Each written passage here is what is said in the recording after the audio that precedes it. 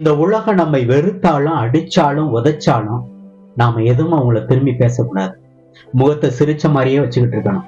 என்ன செஞ்சாலும் தலையாட்டிக்கிட்டே போகணும். இப்படி பண்ணா இந்த உலகத்துல நம்மள மாதிரி ஒரு நல்ல மனுஷன் யாருமே இருக்க முடியாது அப்படின்னு சொல்லும். மொத்தத்துல என்ன சொல்ல வருது இந்த உலகம்? நல்லா நடிச்சுக்க, என்ன பண்ணாலும் நீ நடிச்சுக்க, உன்னை பகைச்சாலும் வெறுத்தாலும் சபிச்சாலும் எது பண்ணாலும் இந்த உலகத்துல அமைதியா இரு, அப்படின்னா நல்லவனாவே வாழ்ந்துடலாம் அப்படின்னு இந்த உலகம் சொல்லி கொடுக்குது. ஆனா கடவுள் என்ன சொல்றாரு?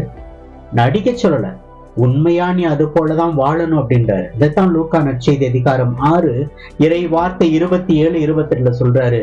உங்கள் பகைவரிடம் அன்பு கூறுங்கள், உங்களை வெறுப்போருக்கு நன்மை செய்யுங்கள், உங்களை சபிப்போருக்கு ஆசி கூறுங்கள், உங்களை இகழ்ந்து பேசுவோருக்காக இறைவனிடம் வேண்டுங்கள் அப்படின்னு சொல்றாரு.